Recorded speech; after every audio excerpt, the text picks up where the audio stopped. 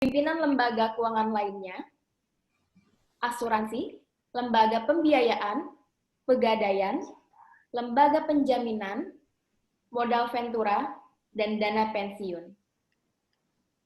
Yang kami hormati, pimpinan industri jasa lainnya, perusahaan, pimpinan asosiasi fintech, pimpinan asosiasi pendanaan fintech, kantor akuntan publik, dan para pelaku teknologi digital. Yang kami hormati, mahasiswa dan dosen Indonesia Banking School, serta mahasiswa dan dosen dari perguruan tinggi di seluruh Indonesia yang menyempatkan hadir pada siang ini. Yang kami hormati, Bapak Ibu Kepala Sekolah, guru, serta adik-adik pelajar SMA sederajat yang kami cintai dari Sabang sampai Merauke. Yang kami hormati, Ibu Dr. Paulina Harun, SEMSI, sebagai moderator pada hari ini. Perkenalkan, mahasiswa manajemen Indonesia Banking School sebagai pembawa acara dalam webinar hari ini. Dan izinkan saya membacakan rangkaian acara pada hari ini. 1. Pembukaan. 2. Menyanyikan Indonesia Raya. 3. Doa. 4. Foto bersama. 5. Sambutan Ketua Indonesia Banking School. 6. Pemaparan materi oleh pembicara dan tanya jawab. 7. Penyerahan plakat. 8. Penutup.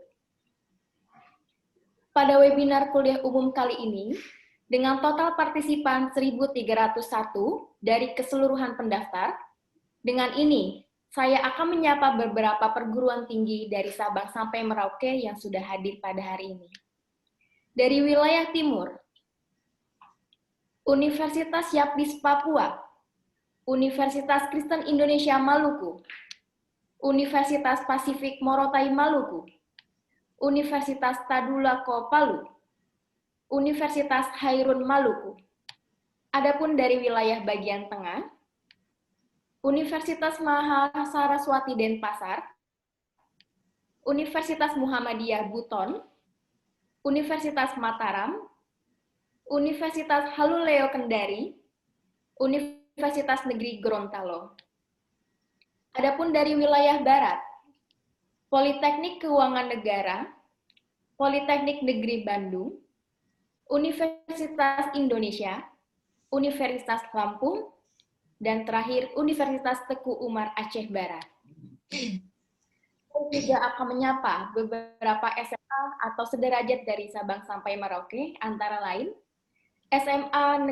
SMA Regina Pacis Bogor, SMA Negeri 87 Jakarta, SMA Negeri 8 Tangerang, MGBK SMA Kota Bekasi, SMA Negeri 12 Bekasi, SMA Negeri 32 Jakarta, SMA Negeri 3 Kota Tangerang, SMA Negeri 2 Jakarta, SMA 37 Jakarta, SMA 38 Jakarta, SMA 60 Jakarta, SMA 90 Jakarta, SMA Negeri 82 Jakarta, dan SMK Budi Asih.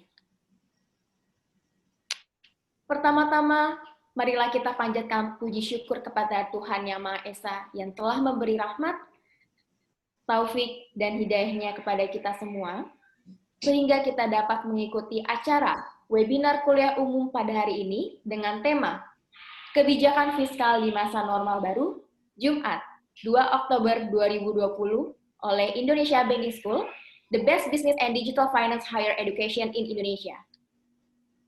Pandemi COVID-19 yang membutuhkan kebijakan extraordinary akan berdampak pada postur APBN 2020. APBN 2020 mengalami tekanan dari sisi penerimaan, dan di saat yang bersamaan, belanja negara harus naik untuk pandemik bantuan sosial dan membantu pelaku usaha. Hal ini menyebabkan pandemi melebar yang cukup besar. Bagaimana pemerintah menghadapi kondisi new normal dengan postur APBN saat ini? Tentunya dibutuhkan pandemi yang tepat, terutama yang berhubungan dengan kebijakan pandemi di tengah ketidakpastian global maupun pandemi yang masih akan terjadi. Bapak, Ibu, para peserta yang kami hormati, agar acara ini dapat berjalan dengan lancar dan sukses, mari kita berdoa yang akan dipimpin oleh Bapak Ustadz Zulfison, SAGMA. Dengan hormat kami silakan. Bismillahirrahmanirrahim. Assalamualaikum warahmatullahi wabarakatuh. Bapak dan Ibu hadirin yang dirahmati Allah, Ibu Dr. Kusumaneng Tuti dan hadirin semuanya. Untuk mengawali acara ini, mari kita sama-sama bermunajah dan berserah diri kepada Allah untuk selalu mendapatkan limpahan karunia, kesehatan, dan lindungan dari Yang Maha Kuasa. Saya akan memimpin doa dengan cara Islam. Bapak dan Ibu yang beragama lain dimohon untuk menyesuaikan.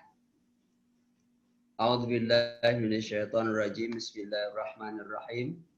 Alhamdulillahirabbil alamin wal 'aqibatu lil muttaqin wassalatu wassalamu ala asrafil anbiya wal mursalin wa ala alihi wa sahbihi rasulillahi ajma'in.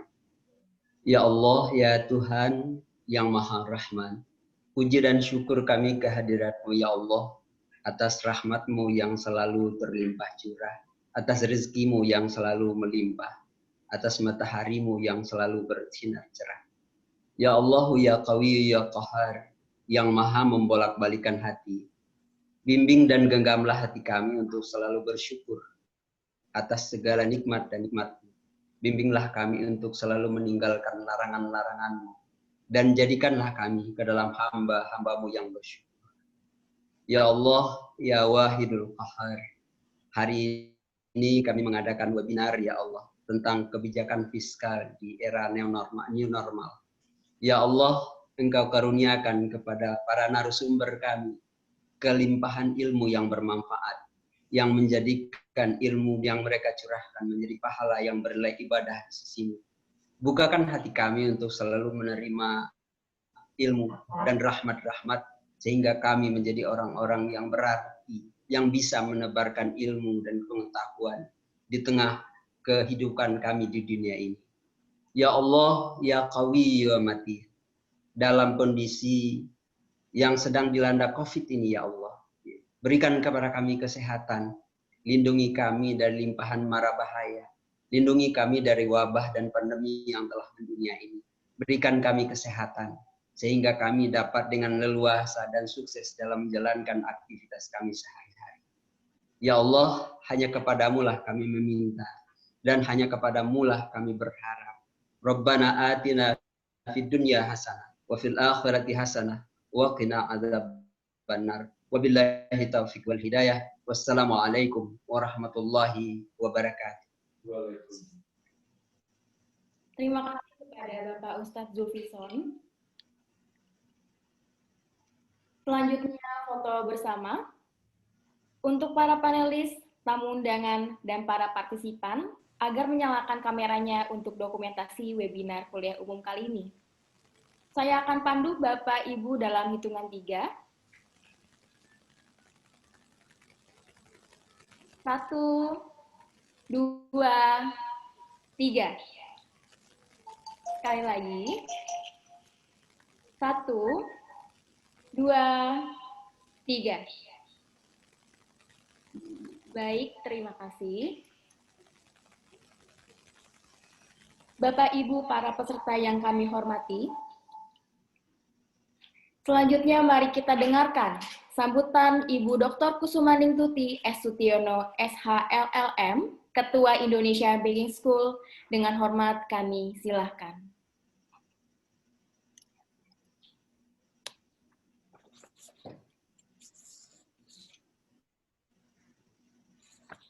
Terima kasih Cindy.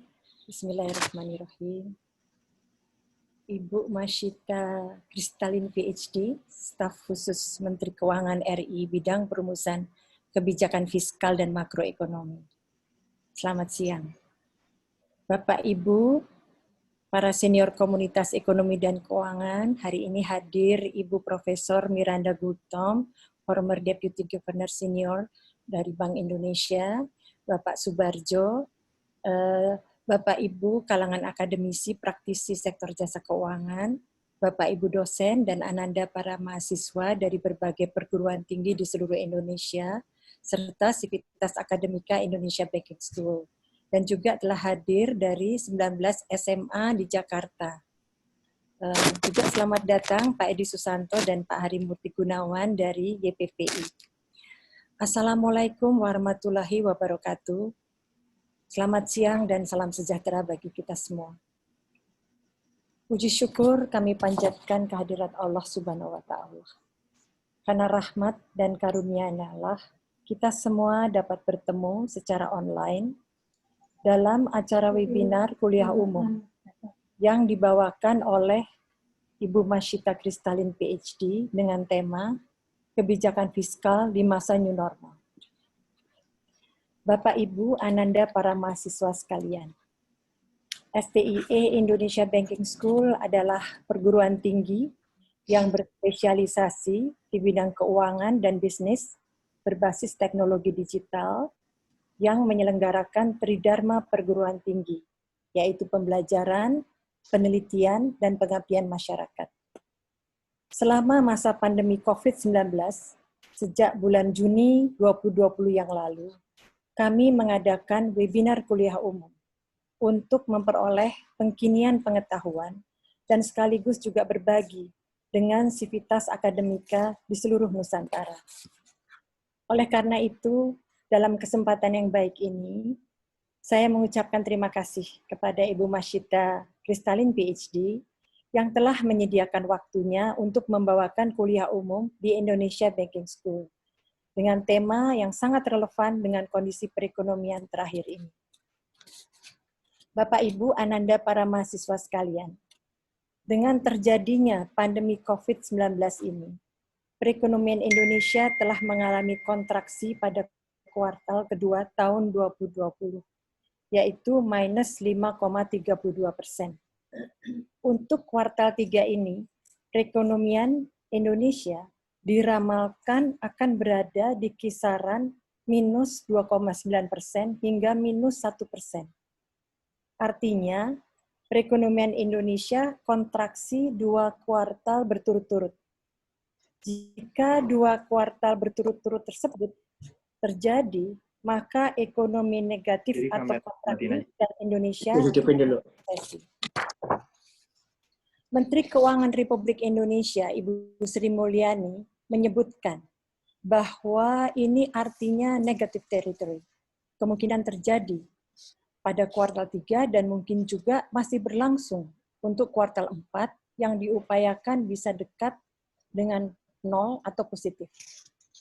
Dengan memperhatikan hal tersebut, kelihatannya kuartal 2 merupakan titik terendah dan diharapkan Indonesia menuju pada rebound. Hal mana akan sangat tergantung pada bagaimana penanganan kesehatan dan juga bagaimana efektivitas belanja pemerintah.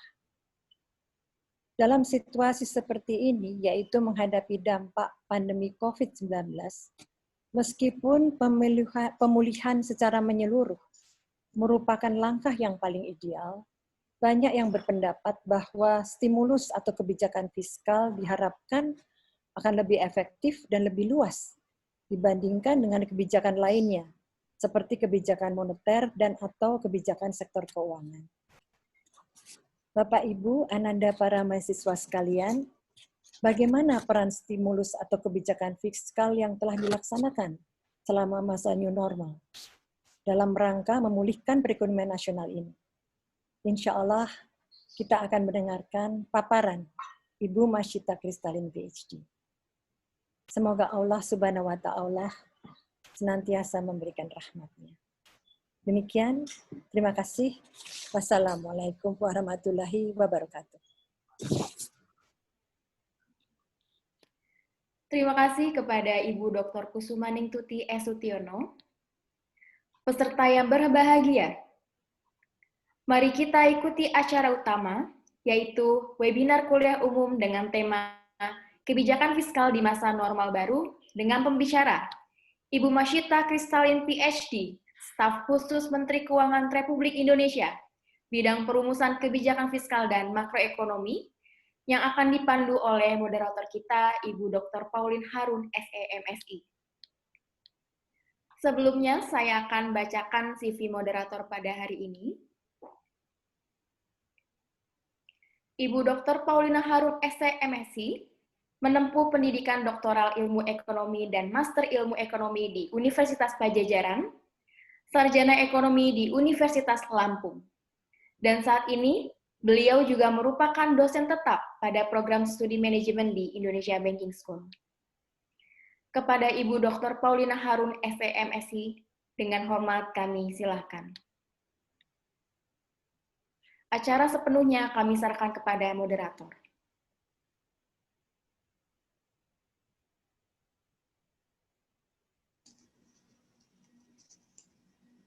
Baik, terima kasih kepada pembawa acara. Assalamualaikum warahmatullahi wabarakatuh. Selamat siang, salam sejahtera untuk kita semua. Tadi sudah disampaikan oleh pembawa acara, memberikan kesempatan kepada saya untuk menjadi moderator, memandu webinar kuliah umum kebijakan fiskal di masa new normal ini pada siang hari ini. Sebelum kita memberikan waktu kepada Ibu Masita Kristalin PhD, saya akan menyampaikan beberapa hal, yaitu perlambatan ekonomi global sudah mulai terjadi sebetulnya pada akhir tahun 2019. Salah satu indikatornya adalah pertumbuhan ekonomi dunia yang mengalami penurunan pada periode tersebut. Penurunan pertumbuhan ekonomi negara-negara maju serta adanya pandemi COVID-19 akan menjadi satu masalah tersendiri untuk negara-negara. Optimisme pertumbuhan ekonomi yang positif di awal tahun 2020 ternyata tidak mampu menghadapi pandemi COVID-19 yang mulai menjangkiti negara kita sejak Maret 2020. Keadaan ini mengharuskan untuk melakukan penyesuaian anggaran dengan melakukan kebijakan extraordinary. Karena di saat yang bersamaan kebutuhan yang sangat besar dalam bidang kesehatan, bantuan sosial, dan UMKM dalam menghadapi masa pandemi ini. Perpres nomor 54 tahun 2020 sebagai bentuk untuk merevisi postur APBN dan Perpres nomor 72 tahun 2020 untuk mengakomodir kebutuhan belanja negara sebagai payung hukum terkait defisit anggaran yang cukup besar tersebut. Sejauh mana, bagaimana, dan langkah-langkah apa yang sudah dan akan dilakukan oleh pemerintah terkait dengan kebijakan fiskal dalam menghadapi masa new normal yang akan kita dapatkan dari narasumber kita hari ini tentang kebijakan fiskal tersebut. Sebelum waktu saya berikan kepada Ibu Kristalin, saya akan perkenankan saya untuk membacakan CV beliau. Ibu Masita Kristalin, staf khusus Menteri Keuangan bidang perumusan kebijakan fiskal dan makroekonomi, peneliti senior Lembaga Demografi Universitas Indonesia, dan beberapa jabatan khusus lainnya yang saat ini dan pernah beliau lakukan adalah terkait dengan kebijakan fiskal dan makroekonomi. Pendidikan beliau untuk PhD bidang ekonomi dari Claremont Graduate University Amerika Serikat, Master Degree dari Australian National University untuk International Development Economic, dan Sarjana Ekonomi dari Universitas Indonesia. Baiklah, untuk mempersingkat waktu, Bapak dan Ibu, adik-adik mahasiswa, kita akan mulai mendengarkan paparan dari Ibu Masita Kristalin PhD untuk jangka waktu sekitar 60 menit. Saya persilakan kepada Ibu Masita untuk mulai melakukan paparan. Silakan Ibu. Terima kasih Ibu Paulina. Assalamualaikum warahmatullahi wabarakatuh. Selamat siang kepada Bapak Ibu Sivitas Akademika, Ibu Kusumaning Tuti. Terima kasih sudah mengundang kami dari Kementerian Keuangan. Mohon maaf Ibu Menteri berhalangan memenuhi undangan ini dan kesibukan beliau. Adik-adik, kalau boleh bilang adik-adik ya, adik-adik mahasiswa dan juga ada adik-adik dari SMA. Saya akan mencoba membuat paparan tidak terlalu panjang agar waktu interaksi kita dengan adik-adik mahasiswa maupun adik-adik yang masih SMA bisa lebih lama ya. Saya mengencourage adik-adik kalau ada pertanyaan, kalau ada usulan dan lain sebagainya, jangan malu dan juga jangan takut untuk menyampaikan di sesi tanya jawab nanti ya. Jadi nggak ada istilahnya tuh stupid question. Yes. Semua pertanyaan itu pasti pertanyaan yang bagus dan most of the time saya juga mungkin jawabannya nggak yakin-yakin banget gitu ya. Mungkin boleh langsung ditayangkan paparan saya.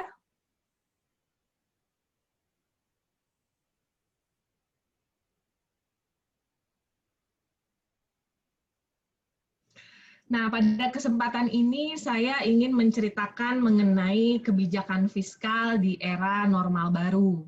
Sebenarnya kita belum mencapai equilibrium era normal baru ya. Kita masih berada di tengah-tengah pandemi yang sebetulnya trajektori pemulihannya pun kita masih bertanya-tanya apakah kita sudah mencapai bottom atau belum. Kalau melihat beberapa indikator ekonomi, tentu sudah dilihat bahwa kuartal kedua sudah mencapai bottom. Akan tetapi karena ini pandemi, tentu pemulihan ekonomi akan sangat tergantung pada pandemi itu sendiri. Jadi akan tergantung pada penanganan pandemi. Kemudian saya tambahkan sedikit menuju cita-cita Indonesia maju. Karena seperti yang tadi disampaikan bahwa perlambatan ekonomi dunia itu bukan baru terjadi di 2020. Sebenarnya di tahun 2019 itu pertumbuhan ekonomi paling lemah ya sejak Global Financial Crisis. Jadi sebetulnya kondisi ekonomi itu memang sedang sangat lemah. Advance ekonomi semuanya dalam periode inflasi atau bahkan beberapa deflasi yang sudah bertahun-tahun ya. Itu menunjukkan bahwa tidak adanya kekuatan permintaan secara global yang mampu mengangkat pertumbuhan ekonomi di negara-negara maju. Negara-negara berkembang itu juga mengalami tekanan di 2019. Kita ingat ya 2019 diwarnai perang dagang, kemudian ada geopolitik, mungkin teman-teman dan Bapak Ibu ingat waktu itu volatilitas harga minyak dunia yang sangat tinggi, sempat mengkhawatirkan kita juga di awal tahun, di penghujung tahun 2018 memasuki 2019. Kemudian volatilitas yang sangat tinggi di sisi capital flow, karena adanya tadi perang dagang, geopolitik, dan lain sebagainya. Dalam environment yang seperti itulah COVID terjadi yang sebetulnya sudah terjadi di bulan Desember. Nah, sebenarnya di tahun 2019 dan juga 4 tahun sebelumnya, Indonesia itu sebetulnya sedang berada dalam periode transformasi ekonomi, reformasi ekonomi. Ya. Mungkin adik-adik yang di SMA mungkin baru dengar, jadi struktur perekonomian itu sama seperti struktur rumah ya, ada bangunannya. Nah, untuk supaya rumah ini bisa kita bangun lebih tinggi, fondasinya harus kita ganti dulu, menjadi fondasi rumah yang kita mau tingkat 5 misalnya. Jadi fondasinya harus kita ganti dulu. Inilah yang dikatakan sebagai transformasi struktural, karena kita mengharapkan Indonesia itu bisa menjadi negara maju di tahun 2045, waktu ulang tahun Indonesia yang ke-100 tahun. Mungkin boleh langsung masuk ke slide pertama. Langsung. Nah, inilah awal muasalnya ya. Sebetulnya di Cina COVID ini kan sudah terjadi dari Desember. Akan tetapi waktu itu tidak ada yang menyangka bahwa dampaknya akan jauh lebih besar dari SARS ya. Bahkan ini yang terakhir Spanish flu 100 tahun yang lalu. Dunia tidak menyangka. Di kuartal keempat 2019 itu tensi perang dagang sudah mulai turun. Pada saat itu capital flow menuju negara berkembang sedang bullish-bullishnya, sedang tinggi-tingginya. Pada saat di kuartal keempat 2019 dan kuartal 1 2020, rupiah itu termasuk salah satu mata uang emerging market yang terapresiasi cukup tinggi. Jadi yield kita itu cukup rendah pada saat itu karena aliran modal masuk yang sangat tinggi dan rupiah juga kuat. Ternyata financial market bisa juga telat mendeteksi satu masalah. Bullish itu masih terjadi di bulan Januari dan market baru betul-betul crash itu pada tanggal 20 Maret ya. Itu setelah pandemi ini sebenarnya sudah menyebar ke berbagai negara.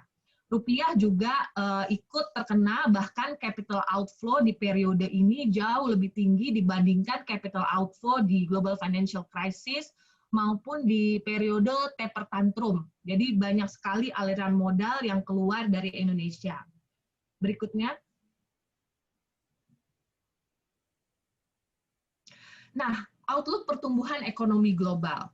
Sebetulnya banyak sekali organisasi internasional yang di awal tahun, bahkan sampai dengan bulan Februari itu masih memberikan forecast pertumbuhan ekonomi 2020 yang tinggi. Jadi dianggap 2019 yang rendah sekali, itu akan mengalami pick up di 2020.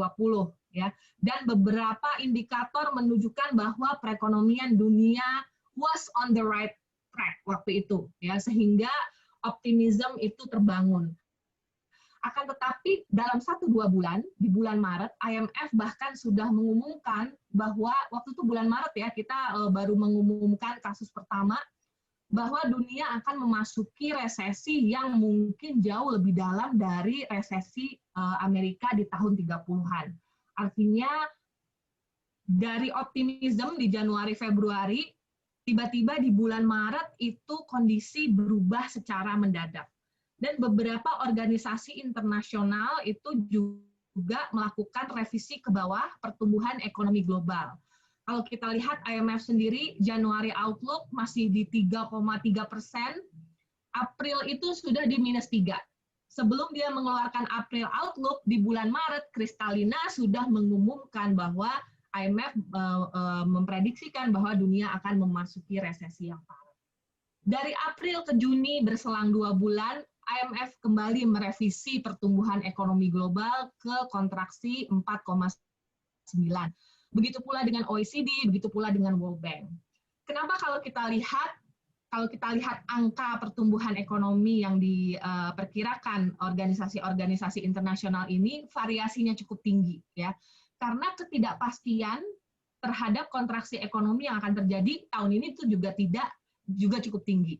Sehingga standar deviasi dari forecast itu cukup lebar ya. Jadi bisa dilihat di sini bahwa tidak hanya dia selalu berubah, tapi juga standar deviasi forecast-nya sangat tinggi sehingga forecast-nya bisa bergerak cukup jauh, termasuk forecast untuk pertumbuhan ekonomi Indonesia. Berikutnya. Di bulan Maret itu, waktu terjadi capital outflow besar-besaran, sebetulnya negara-negara low income countries itu sudah mengalami kesulitan. Ya. Di 2019 itu banyak sekali, misalnya IMF sudah mendengungkan bahwa debt to GDP global itu sudah sangat tinggi. Ya. Utang luar negeri kita secara global itu sudah cukup tinggi, dan naiknya dalam rate yang accelerating. Sehingga sudah mulai agak bahaya nih, itu sebelum COVID. Jadi begitu bulan Maret, liquidity freeze, market tidak bergerak, yield amat sangat tinggi untuk mendapatkan pendanaan baru, yang pertama terkena adalah negara-negara miskin, low income countries dengan limited market access. Negara-negara emerging market seperti Indonesia dan beberapa negara lain yang masih punya market access cukup baik, itu masih bisa bertahan di kondisi saat ini, akan tetapi dengan biaya yield atau utang yang lebih tinggi daripada normal, karena liquidity sedang freeze. Tapi disinilah dikatakan bahwa ekonomi itu bisa mengalami decoupling antara financial sector dan real sector, karena di bulan Maret itu sebetulnya, kecuali Tiongkok dan beberapa negara yang jumlah kasusnya sudah cukup tinggi, fundamental ekonomi itu sebenarnya belum berubah. Jadi yang berubah itu adalah ekspektasi terhadap perekonomian ke depan. Dan financial market itu bereaksi cepat terhadap ekspektasi yang berubah. Oleh karena itu di bulan Maret, financial market itu betul-betul collapse. Tapi kalau kita melihat data, sebetulnya liquidity di dunia itu ample. Tapi liquidity terfragmentasi. Ya, hampir seperti banking di Indonesia antara buku 4 dan buku 1, fragmentasi liquidity-nya besar. Di dunia terjadi juga seperti itu. Ada kantong-kantong cash dan investor besar yang liquidity-nya sebenarnya cukup, namun ada kantong-kantong yang liquidity-nya sedang mengalami hambatan. Oleh karena itulah OECD dan berbagai lembaga internasional mulai menginisiasi debt restructuring di level sovereign, di level negara. Kemudian banyak juga yang membicarakan kita mungkin perlu debt haircut. Kalau enggak, negara-negara miskin ini akan sulit untuk keluar dari pandemi karena mereka harus bayar lebih banyak untuk bayar utang atau utang baru dan pembiayaan utang yang lebih mahal.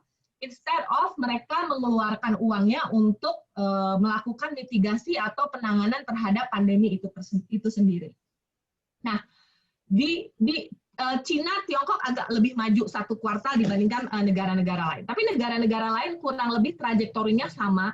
Kuartal 2 itu adalah kontraksi yang terdalam. Dan kuartal 3, kalau kita melihat Purchasing Manufacturing Index, adik-adik yang belum tahu, ini menunjukkan seberapa bergeliatnya manufacturing di dunia gitu ya. Dan dia juga punya indikator setiap negara.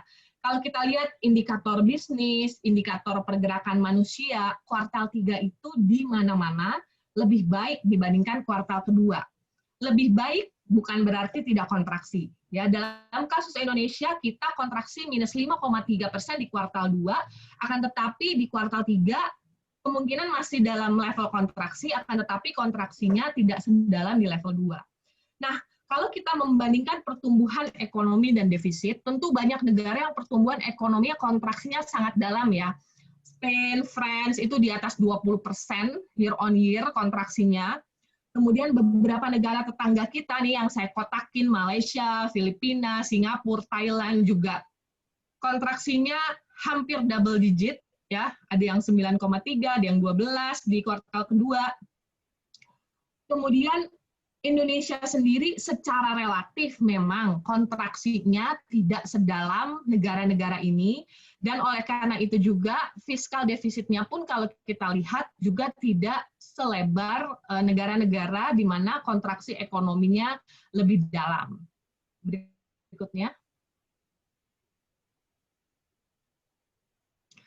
Nah, ini yang tadi saya ceritakan. Sebetulnya di bulan Maret itu indikator manufacturing ya langsung down karena Tiongkok lockdown dan itu area Wuhan itu termasuk area eksportir juga masuk ke dalam global value chain, itu menghambat beberapa produksi di seluruh dunia ya, karena memang kan Tiongkok itu adalah linkage-nya di global value chain sangat tinggi.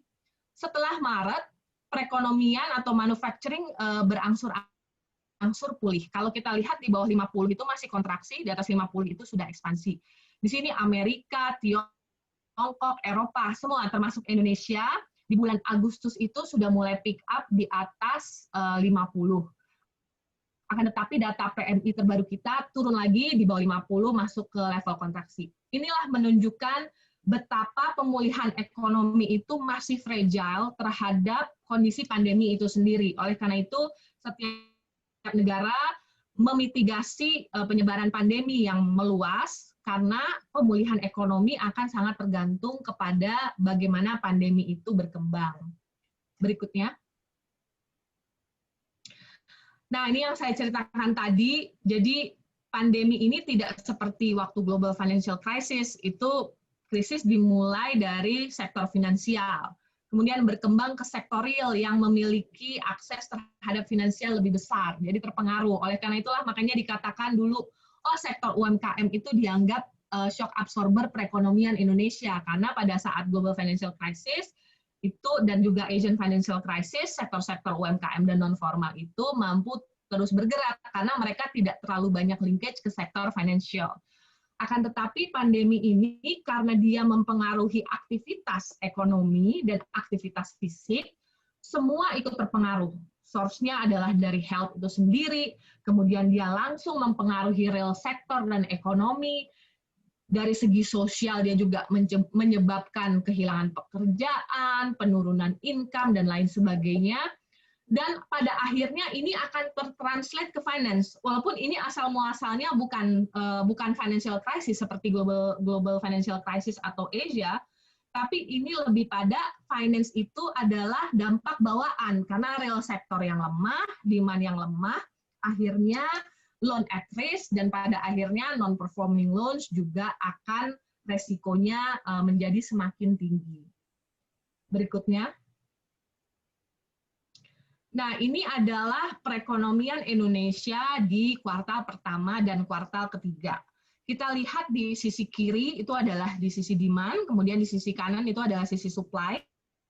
Di sisi demand tentu kita lihat kontraksi di segala segi ya, di consumption itu kontraksi, kemudian di investasi itu kontraksi, kemudian di government expenditure itu adalah satu-satunya yang masih mengalami ekspansi karena ini memang adalah stimulus yang dilakukan pemerintah untuk mengcounter perlambatan ekonomi. Dari sisi perdagangan internasional tentu impor turun jauh. Pertama karena konsumsi yang berkurang, karena income masyarakat turun, tapi juga karena sektor ekspor yang melemah juga membuat impor lemah. Mengapa begitu? Karena sebagian besar 50-60% ekspor Indonesia itu adalah import. Jadi mengandung barang import ya, baik itu dari raw material maupun capital goods. Akan tetapi dampak netnya masih positif karena import turun lebih dalam daripada ekspor. Tentu ini bukan angka positif yang kita harapkan, tapi setidaknya dia membantu sebagai cushion dalam perekonomian. Akan tetapi kita juga harus hati-hati kalau ini terjadi lama, biasanya kalau import Indonesia turun, terutama di raw material dan capital goods, maka 2 kuartal kemudian investasi, di sini yang GFCF itu juga akan ikut turun, karena memang investasi kita sangat tergantung pada barang-barang impor. Nah, di sisi supply apa yang terjadi? Di sisi supply sebetulnya semua sektor ini terkontraksi ya. Kalau kita lihat transportasi dan akomodasi itu yang paling dalam sekali. Kemudian manufacturing dan trade cukup dalam, tapi karena ini masih bisa sebagian aktivitasnya digantikan oleh aktivitas yang sifatnya online atau melalui digital platform, karena itu kontraksinya tidak sedalam sektor seperti transportasi dan akomodasi. Kemudian ada sektor-sektor yang besar seperti agriculture. Agriculture adalah satu-satunya sektor selain sektor kesehatan atau sektor penunjang penanganan pandemi ini yang masih tumbuh positif ya di kuartal 2. Jadi agriculture sektor ini memainkan peran sebagai shock absorber sama dengan non-formalnya waktu kita mengalami Asia Financial Crisis. Karena orang-orang yang kehilangan pekerjaan atau sudah tidak sanggup hidup di kota karena penghasilannya berkurang, mereka kembali ke desa dan kembali bekerja di sektor ini. Berikutnya.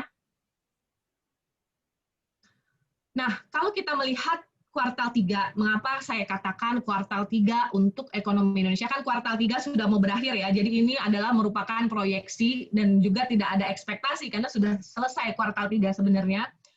Tapi kontraksinya mungkin tidak sedalam kuartal 2. Karena kalau kita lihat secara Google Mobility Index itu sudah mulai meningkat dibandingkan dengan kuartal 2, di kuartal 3 itu secara signifikan mulai naik.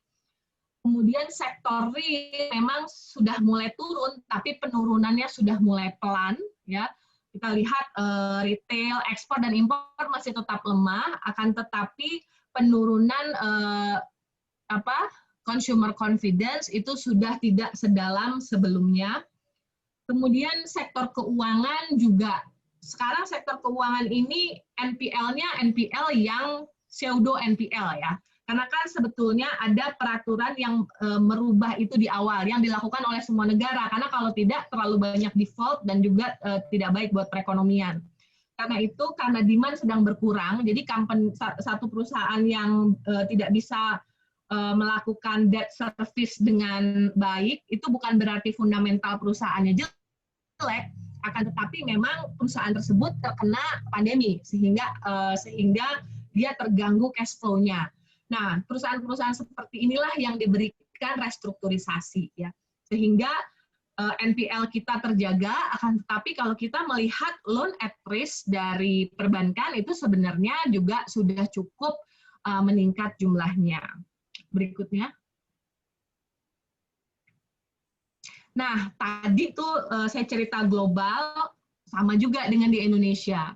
Di Indonesia berbagai lembaga termasuk pemerintah sendiri juga merubah forecast-nya baru-baru ini.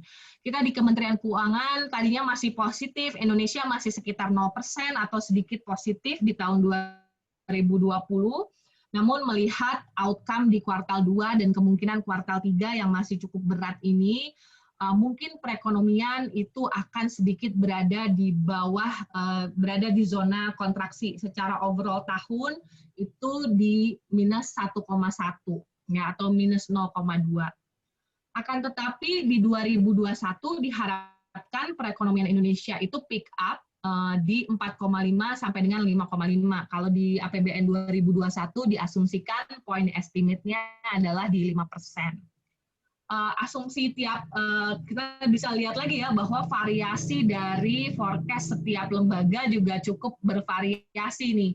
OECD selalu mengeluarkan 2 angka, satu adalah dengan kemungkinan second wave dan satu lagi adalah dengan kemungkinan tidak ada second wave. Jadi apa yang harus dilakukan adalah pertama kita harus mengontrol pandeminya dulu, menetralisir pandeminya. Harus flattening the curve, kita harus testing, tracing, dan treatment, kemudian memastikan bahwa ada budget untuk melakukan ketersediaan vaksin di 2021. Kemudian ekspansi fiskal, tadi yang saya sampaikan, kita support sisi demand, kemudian kita support sisi supply, kemudian juga jangan lupa bahwa kita punya external risk juga, bahwa tiba-tiba misalnya global financial market bisa mengalami yang seperti terjadi di bulan Maret atau April tahun ini, di mana terjadi liquidity freeze sementara karena market panik. Dan pada saat itu tentu akan mempengaruhi APBN kita, karena kita setiap bulan selalu issue surat utang negara. Jadi surat utang negara sepanjang tahun dikeluarkan, dan tentu kupon atau yield-nya akan bervariasi tergantung kondisi finansial pada saat kupon itu dikeluarkan. Tapi jangan lupa bahwa kita juga harus tetap mengakselerasi reformasi, ya, reformasi struktural yang tadi saya sampaikan di depan untuk mencapai Indonesia maju dengan mendorong produktivitas, mendorong daya saing, dan kemudian iklim investasi yang kondusif. Jadi pemerintah saat ini melakukan berbagai hal. Satu, memastikan tujuan jangka panjang untuk tumbuh di atas pertumbuhan potensial supaya jadi negara maju, itu melakukan reformasi yang sifatnya menggeser agregat supply atau structural transformation. Kemudian di sisi lain kita mensupport sisi demand, yang kalau kita belajar business cycle itu supaya periode resesinya tidak terlalu panjang dan tidak terlalu dalam, gitu ya. Kemudian di saat yang bersamaan kita juga harus memanage resiko. Pertama, dari fiscal space yang lebih terbatas. Fiscal space itu adalah penerimaan negara dikurangi pengeluaran lah secara ringkasnya. Penerimaan tentu berkurang karena kondisi ekonomi yang lemah dan juga karena insentif yang diberikan. Pengeluaran juga harus meningkat untuk mengatasi pandemi. Fiscal space terbatas, sementara global financial market juga turbulensinya cukup tinggi. Setelah Mei sih alhamdulillah market sudah mulai stabil, bahkan yield government bond Indonesia itu sudah lebih rendah daripada sebelum COVID ya. Jadi bahkan rupiah juga sudah kembali ke periode sebelum COVID. Jadi buat Indonesia sebenarnya masih cukup positif dari sisi external risk. Berikutnya.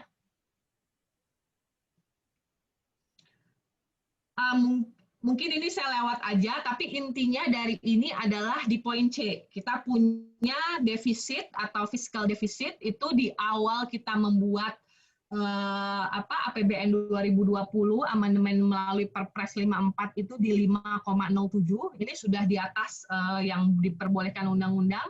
Akan tetapi langsung dirubah lagi mengingat tekanan yang demikian hebatnya menjadi 6,34. Jadi sebagai latar belakang ya, seluruh negara melakukan beberapa kali revisi APBN masing-masing. Karena memang seperti yang saya sampaikan tadi, bahkan di Februari itu market masih bullish gitu ya. Jadi uncertainty dan ketidakpastian itu terlalu tinggi dengan magnitude yang juga kita tidak bisa perkirakan sebelumnya, baik itu di finance maupun di sektor real. Tadi saya juga sudah menyampaikan decoupling. Pertama di Maret, financial market drop, fundamental real sebetulnya belum drop. Tapi sekarang yang dilihat adalah S&P 500 misalnya, equity market secara global tuh all time high, ya, tinggi sekali. Return financial itu lumayan tinggi, akan tetapi sektor-sektor yang menengah ke bawah ini, UMKM, masyarakat menengah ke bawah, pegawai, apalagi di sektor non formal, itu mengalami tekanan, sehingga ada pula yang menyebut recovery itu bisa meningkatkan inequality. Berikutnya. Nah, untuk itulah pemerintah berusaha melakukan respon yang adaptif, ya, responsif dan adaptif. Berikutnya. Ini tadi yang saya ceritakan bahwa Indonesia di satu sisi fiskal, di sisi lain kita juga punya monetary dan OJK ya, BI dan OJK. BI tentu melakukan banyak sekali support dalam bentuk monetary easing, dan ini dilakukan semua negara. Semua negara menurunkan interest rate, semua negara melakukan QE. Dulu quantitative easing itu adalah hanya milik advanced economy. Di pandemi ini banyak emerging market yang juga melakukan QE, termasuk Indonesia. Dampaknya tentu berbeda-beda tergantung integritas dan pandangan investor global terhadap kebijakan makro masing-masing negara. Indonesia alhamdulillah dengan QE yang dilakukan dengan SKB 1 dan 2 dengan Bank Indonesia, waktu SKB 2 dikeluarkan itu market partisipan justru bereaksi cukup positif. Waktu itu yield kita justru turun dengan adanya pengumuman itu, karena pemerintah menjaga agar instrumen yang kita lakukan dalam debt monetization tersebut atau QE atau kita sebut burden sharing itu tetap menjaga integritas pasar. Jadi dilakukan melalui lelang, kemudian kita mengikuti harga pasar, dan juga kita memastikan bahwa pembelian surat utang negara oleh Bank Indonesia di primary market hanya dilakukan one-off tahun ini saja dan tidak diperpanjang. Kalau melihat size stimulus fiskal tentu beragam ya. Indonesia itu size stimulusnya on top of yang tadinya kita buat sebelum terjadi COVID ini di 4,2%. Negara macam-macam, Jerman hampir 25%, kalau kita lihat Cina di 6%, kemudian US di 13% dan lain sebagainya. Kalau di sebelah kanan ini saya menggambarkan bahwa dengan berbagai jenis pengumuman, sebetulnya berbagai negara itu mirip ya.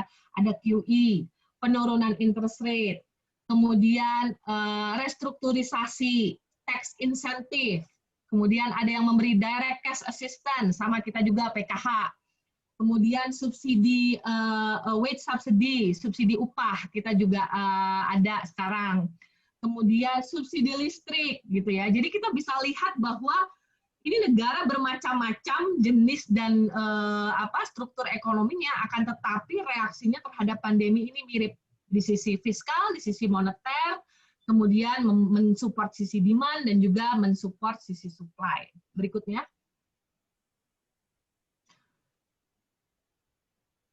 Nah, ini yang tadi saya ceritakan mengenai struktur ekonomi Indonesia.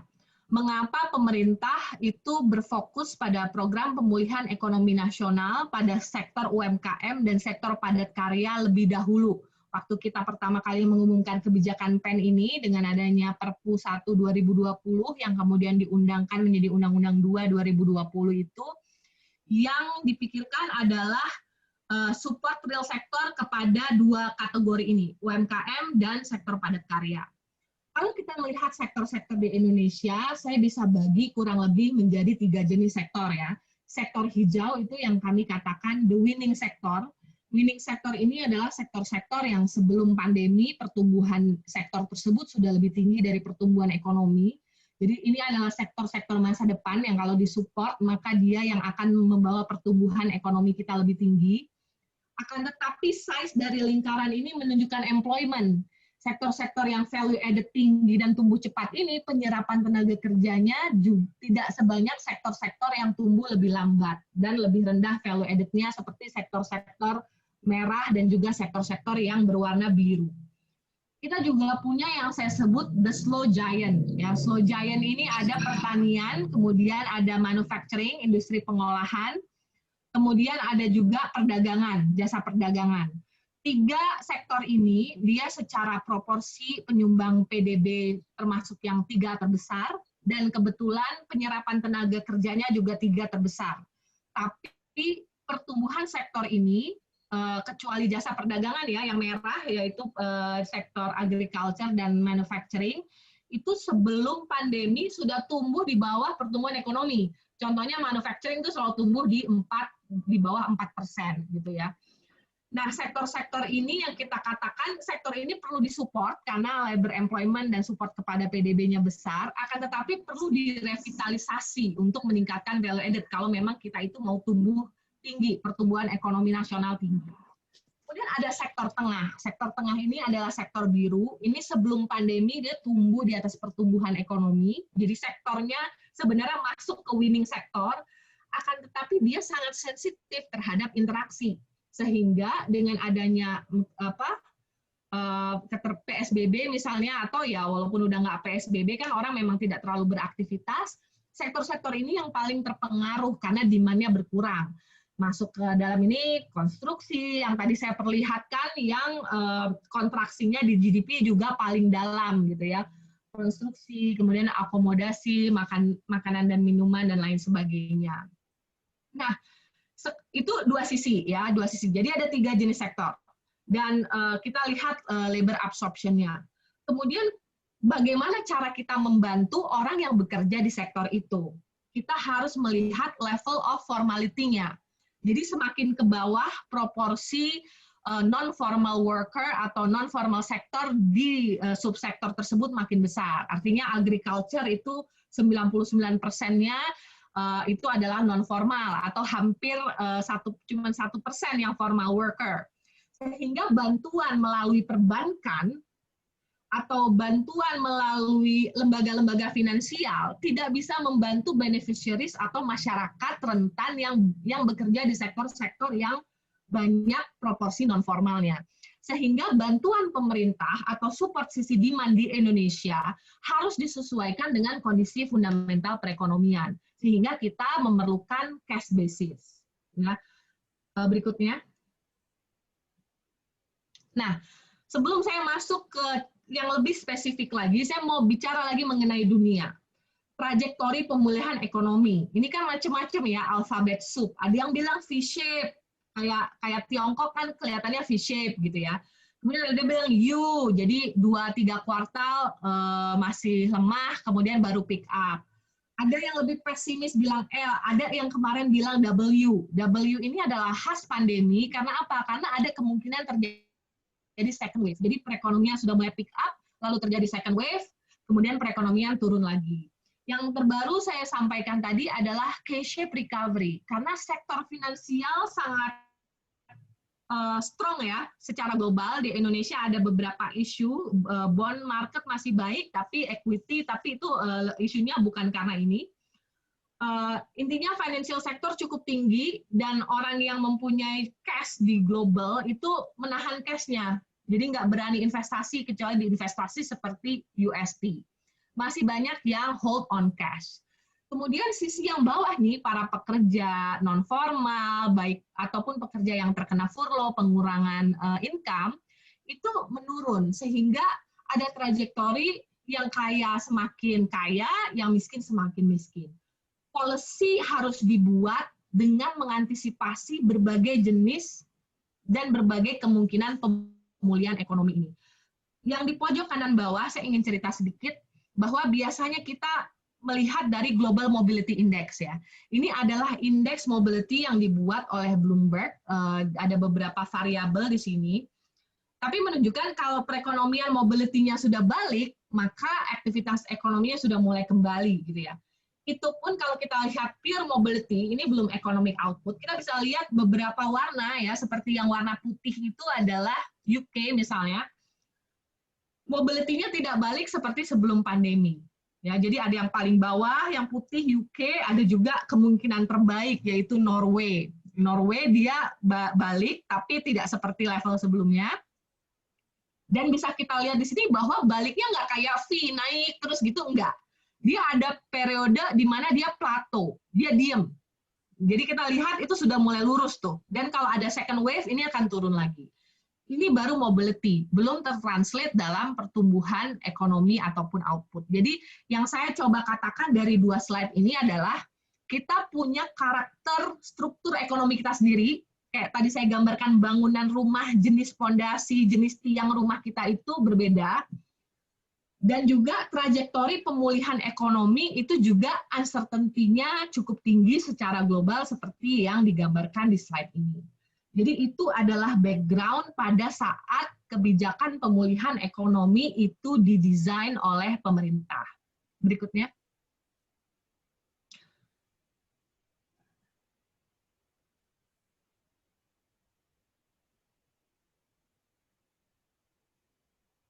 Ya. Nah, jadi desain pemulihan ekonomi tadi yang di halaman berapa itu ya? Hilang ya?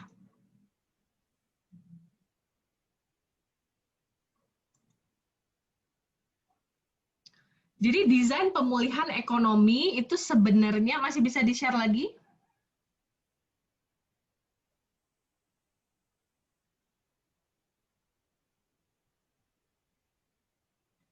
Ya, ini betul. Mungkin saya nggak berpanjang-panjang, jadi prioritas pemerintah itu ada 3. Satu adalah penanganan kesehatan. Jadi kalau kami dari Kementerian Keuangan memastikan bahwa tidak ada constraint budget dalam penanganan kesehatan. Kemudian kita melakukan support di bidang permintaan, itu adalah perluasan perlinsos. Di sini mungkin nanti banyak masukan juga mengenai database dan sistem pembagian. Kemudian kita juga melakukan support melalui kementerian lain dan juga Pemda. Di kementerian lain itu kita melakukan banyak program padat karya. Kemudian kita melakukan dukungan UMKM, jumlahnya cukup signifikan, karena memang ini sangat penting. Kemudian korporasi dan juga yang paling terakhir yang juga dilakukan adalah insentif pajak. Jadi kita mensupport sisi permintaan dan kita juga mensupport sisi penawaran. Di sini yang suka dipertanyakan adalah pemerintah sebenarnya memprioritaskan manusia atau ekonomi, gitu ya. Sebenarnya kalau kita melihat pertanyaan ini, itu tidak ada atau ya, karena menyelamatkan real sektor itu sebenarnya juga menyelamatkan manusianya, karena kan itu buat livelihood ya, tempat kita bekerja gitu, warga negara bekerja, sehingga sektor real juga perlu dipertahankan keberlangsungannya, karena kalau tidak itu akan kembali ke masyarakat rentannya sendiri. Nah, di sini saya mau cerita sedikit di Perlinsos. Indonesia itu kalau dibandingkan dengan emerging economies atau developing economies lainnya, pendataan kita memang belum sempurna, pasti tentu kita masih perlu berbenah dalam berbagai hal ya, setiap negara. Akan tetapi kita itu cukup baik loh, karena kita memiliki database, satu database untuk hampir 35% hampir bottom 40% dari masyarakat Indonesia. Jadi 40% terbawah. Jadi bukan 40% orang miskin, bukan. Orang miskin itu jumlahnya di bawah dari 10%, kemudian kita ada tambahan 30% lagi. Itu semua yang datanya kita ada sampai dengan by name, by address, kita juga punya nomor rekening.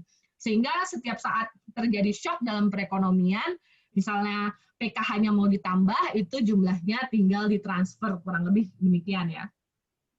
Tapi tentu itu bisa diperluas menjadi bottom 50, kemudian bottom 60% dan seterusnya. Berikutnya. Saya skip aja ini. Berikutnya lagi, ya.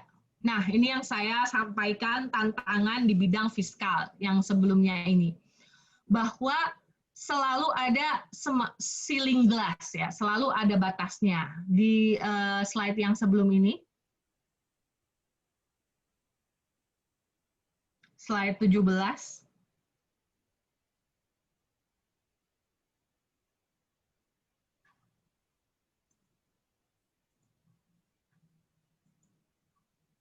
Jadi selalu ada batasnya, dalam artian kita melebarkan defisit untuk menyelamatkan ekonomi, akan tetapi kita juga, yang slide setelah ini, kita juga menjaga rasio utang gitu ya. Jadi bayangkan dari Maret hingga bulan sekarang Agustus ya, September, itu rasio utang kita sudah naik cukup signifikan dari 30% ke 36% lebih.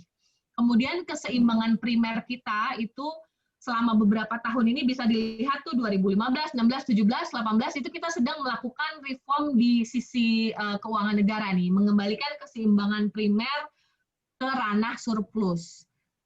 Akan tetapi karena pandemi balik lagi ke defisit, dan juga tekanan terhadap rasio pajak. Ini juga adalah salah satu kendala dari perekonomian Indonesia. Tentu dengan adanya pandemi, penerimaan negara berkurang dan rasio pajak juga ikut turun. Ada beberapa hal struktural yang mempengaruhi rasio pajak Indonesia yang memang juga perlu diperbaiki ke depannya, sehingga kita mempunyai basis penerimaan yang cukup untuk melakukan berbagai kebijakan ya, karena kan kebijakan memerlukan revenue yang tinggi. Dan kalau kita bandingkan dengan negara-negara berkembang, sebetulnya rasio pajak Indonesia masih relatif lebih rendah sehingga masih bisa ditingkatkan. Berikutnya. Nah ini saya lewat aja. Nah ini yang tadi saya ceritakan mengenai burden sharing dengan Bank Indonesia. Jadi kita punya 3 jenis belanja. Pertama adalah barang publik, kemudian barang non-publik, kemudian belanja lainnya. Untuk barang publik, Bank Indonesia bisa membeli surat utang negara at market rate, kemudian dikembalikan ke pemerintah, sehingga cost-nya kepada pemerintah itu nol, akan tetapi instrumennya tetap marketable. Kemudian kita juga punya barang non-publik, ini dilakukan juga pada tingkat kupon pasar, BI menanggung sebagian beban pemerintah dan pemerintah menanggung sisanya, akan tetapi yang ditanggung oleh pemerintah masih di atas biaya operasi moneter dan instrumennya juga marketable.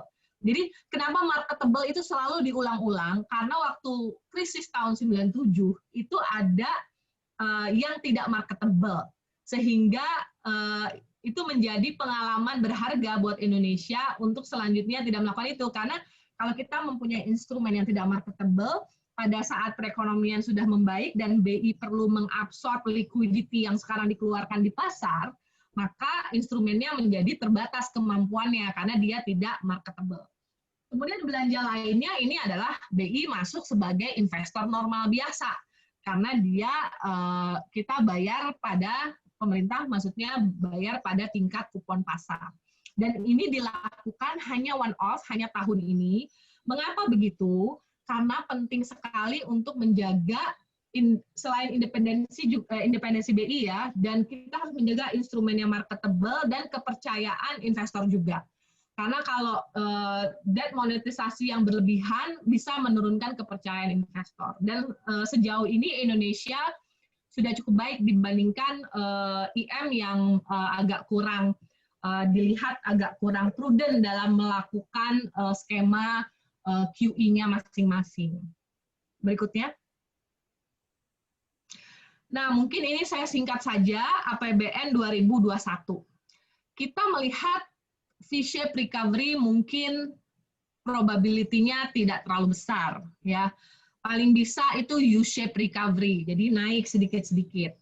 Tapi ini juga banyak sekali uncertainty di sekitar sini karena adanya pandemi. Kita juga lihat bahwa angka yang positif juga masih terus naik secara global dan juga di Indonesia, sehingga kita harus pasti dulu bahwa curve-nya itu flattening atau vaksin sudah berhasil dan sudah bisa mengurangi penyebaran dari COVID ini lebih lanjut.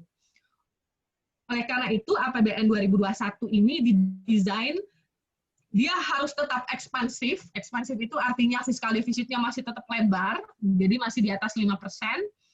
Jadi itu cukup banyak juga ya, masih ekspansif. Akan tetapi sudah mulai konsolidatif, dalam artian defisit fiskalnya sudah mulai berkurang dibandingkan tahun ini, karena yang kita taruh di Perpu adalah, kan kita punya peraturan bahwa harus di atas 3%, tapi kita set hanya untuk 3 tahun saja, supaya tidak ada fiskal defisit, pelebaran fiskal defisit yang terus-menerus gitu ya, supaya ada jalan keluarnya. Sehingga mulai 2021 mulai arahnya konsolidatif, tapi dipastikan tetap ekspansif. Berikutnya. Nah, beberapa faktor utama dari pertumbuhan ekonomi di 2021 kita melihat akan tergantung penanganan COVID dan ketersediaan vaksin. Kemudian kita juga melihat dukungan ekspansi fiskal untuk melanjutkan program PEN masih harus diteruskan karena perekonomian masih dalam kondisi yang masih dalam pemulihan ya. Kemudian yang tadi saya sampaikan untuk mencapai akselerasi reformasi, mencapai Indonesia maju, kita tetap reformasi anggaran, kita perbaiki sisi penerimaan, kita perbaiki sisi pengeluaran supaya lebih efisien, kemudian Omnibus Law Cipta Kerja dan juga Sovereign Wealth Fund mudah-mudahan bisa membawa investasi yang lebih berarti. Dan juga ketidakpastian global ini juga selalu menjadi faktor di setiap tahun ya. Berikutnya. Langsung saja nanti saya share presentasinya, jadi Bapak Ibu bisa melihat angka-angka ini. Berikutnya. Nah, kurang lebih ini adalah highlight dari APBN 2021 yang sudah disetujui DPR ya.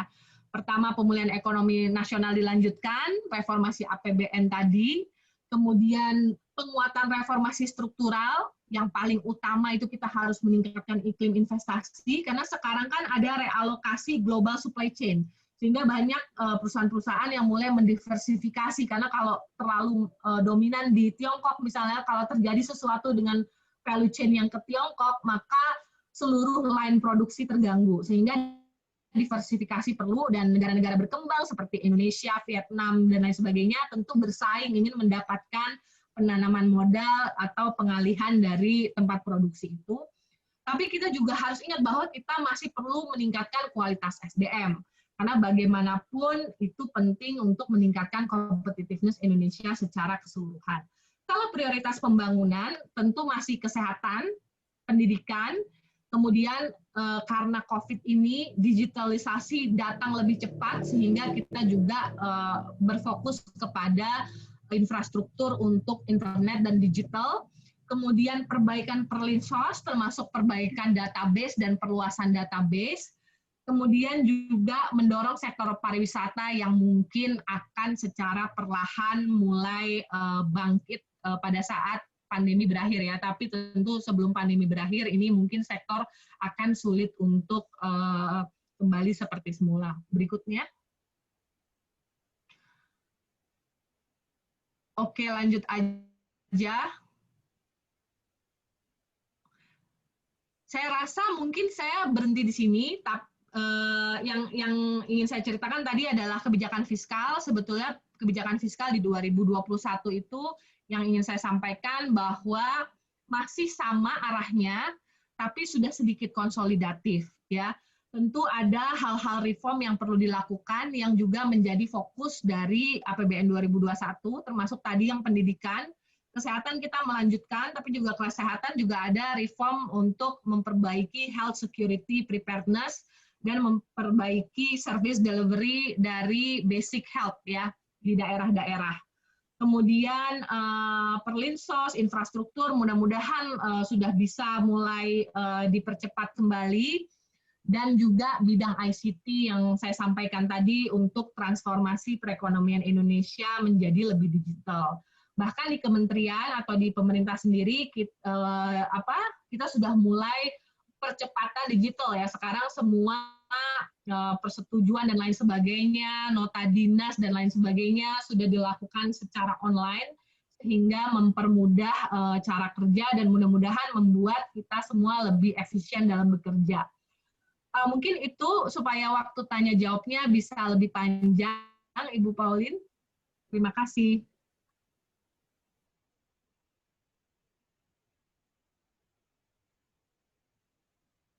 Masih mute, Bu Paulina.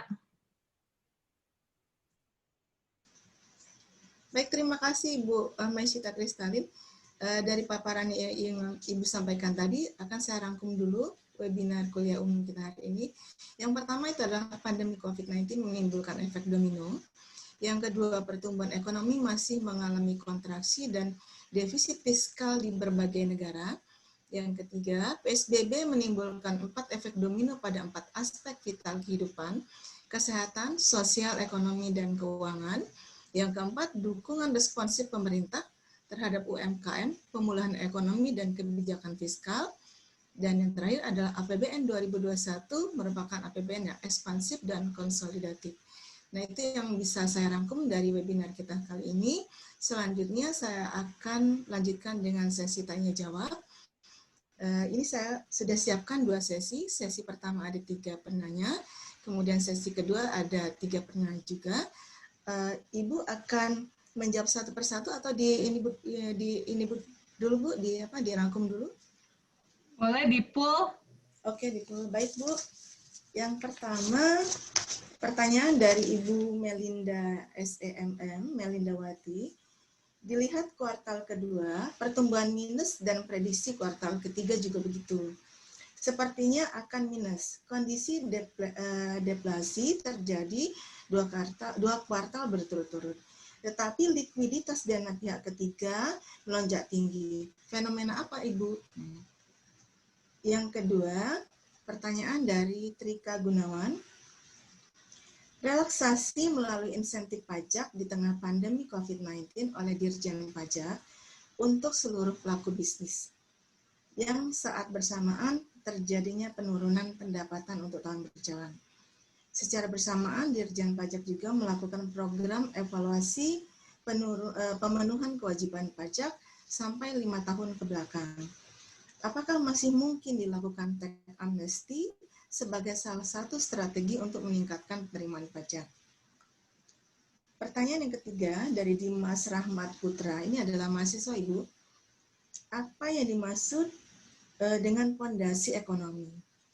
Dan transformasi struktur apa yang kita harapkan untuk Indonesia? Untuk sementara itu Bu, 3 penanya dulu, sesi pertama. Silakan Ibu Maisita. Terima kasih Bu Paulina.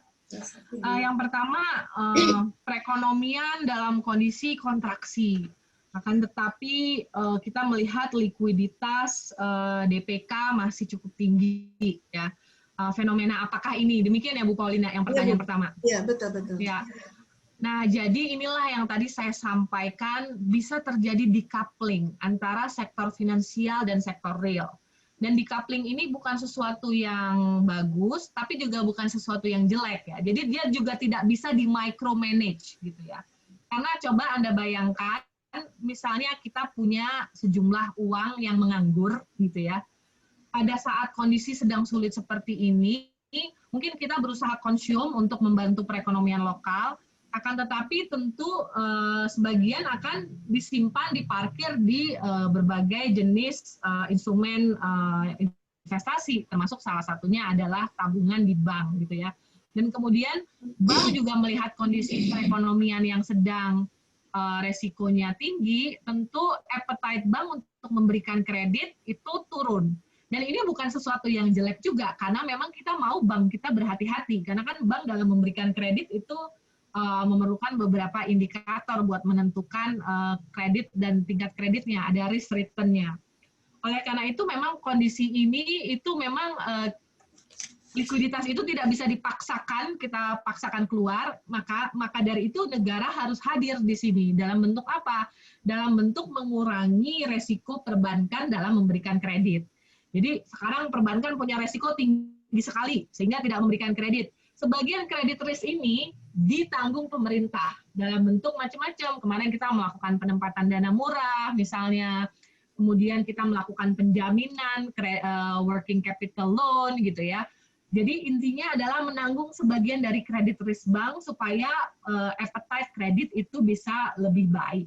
Memang apa yang akan membuat kondisi ini berubah itu adalah pada saat demand lebih baik. Oleh karena itu, masyarakat yang memang mampu untuk tetap berkonsumsi harus tetap berkonsumsi, dan juga yang masih bisa melakukan bisnisnya walaupun harus transform ke online atau lain sebagainya, harus diusahakan tetap dilakukan agar perekonomian dapat terus berjalan. Pertanyaan kedua adalah mengenai revenue pemerintah. Yang kita pikirkan saat ini adalah reformasi di bidang revenue ini, salah satunya adalah perbaikan administrasi dan tata kelola, sehingga mengurangi tax evasion ya dari orang, jadi orang sadar dan mau membayar pajak. Kemudian yang kedua adalah perluasan tax base. Jadi tax base kita itu termasuk sempit gitu ya, banyak yang dikecualikan, banyak yang rate-nya diturunkan gitu kan, sehingga orang kalau misalnya perusahaan semakin kecil rate-nya rendah, orang cenderung turun ke rate yang lebih rendah gitu ya. Jadi tax base ini juga dan pengecualian ini perlu diperbaiki. Kalau kita membandingkan tax rate kita dengan Vietnam misalnya ya, kita itu lebih kompetitif loh. Dalam artian Vietnam itu kelihatannya lebih kompetitif, maksud saya. Kelihatannya lebih kompetitif karena rate tax dia lebih kecil daripada kita. Tapi karena kita banyak pengecualian, jadi tax rate kita misalnya segini, Vietnam segini. Tapi karena kita banyak pengecualian, efektif tax rate kita sebenarnya lebih rendah dari Vietnam, tapi tax rate yang tertulis secara hitam di atas putih bisa lebih tinggi. Jadi hal-hal seperti ini yang kami sedang melakukan analisa untuk melakukan perbaikan di bidang revenue. Kemudian yang ketiga dari Dimas mengenai fondasi. Fondasi itu apa sih? Jadi sebenarnya struktur ekonomi itu macam-macam ya. Tadi yang saya ceritakan itu hanya satu jenis struktur gitu ya. Maksudnya saya menceritakan dari sisi sektor dan formal employment, kemudian labor absorption dan lain sebagainya. Tapi kurang lebih gini, kalau teman-teman mahasiswa yang ambil makro, kalau kita membayangkan agregat supply curve, itu in the long run bentuknya gimana? Bentuknya vertikal kan? Jadi mau agregat demand, mau ekspansi fiskal, ekspansi moneter, itu menggeser agregat demand, tidak mempengaruhi output di jangka panjang. Yang menggeser agregat supply, itu satu-satunya adalah apa? Competitiveness, meningkatkan value added, gitu-gitu kan. Nah itulah, karena itu tadi transformasi struktural Indonesia itu tujuannya meningkatkan competitiveness dan value added dengan cara apa? Kita bangun infrastruktur lebih banyak supaya logistik cost kita turun. Kita investasi di human capital, baik kesehatan maupun pendidikan, supaya competitiveness manusianya itu menjadi lebih baik. Kemudian kita melakukan investasi digital agar cara melakukan aktivitas mudah-mudahan bisa lebih efisien. Ini semua adalah usaha pemerintah melakukan memperbaiki competitiveness Indonesia. Salah satu yang sering di-cite adalah kesulitan untuk mendaftarkan bisnis baru ya. Sekarang pemerintah sudah memiliki OSS, online single system, sehingga investor baru itu kalau mau investasi jadi lebih mudah. Banyaklah hal-hal yang dilakukan dan tidak semua itu terkait dengan budget. Kadang-kadang itu terkait dengan cara kita melakukan sesuatu dengan lebih baik gitu ya.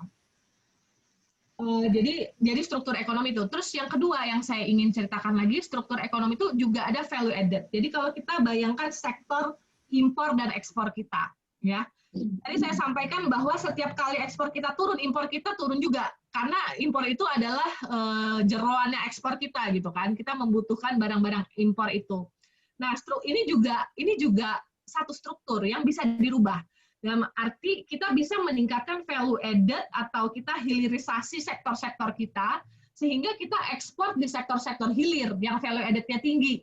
Gitu, nggak apa-apa kita import barang-barang hulu yang value added-nya rendah, nggak apa-apa.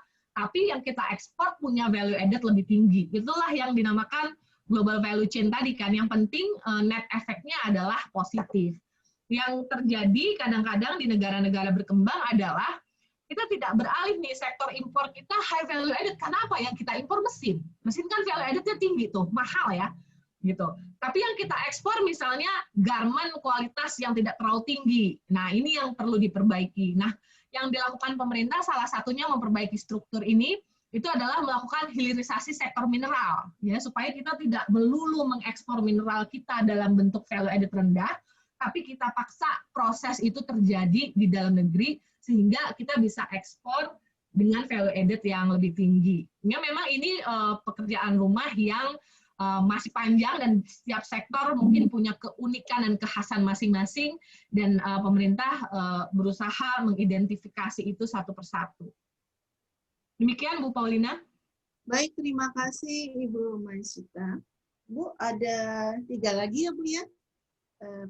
Masih ini pertanyaan. Boleh. Yang pertama dari Hendro Adi Pramono. Pertanyaan adalah, jika dunia diprediksi mengalami resesi, dari manakah negara-negara bisa mendapatkan dana untuk pemulihan ekonominya?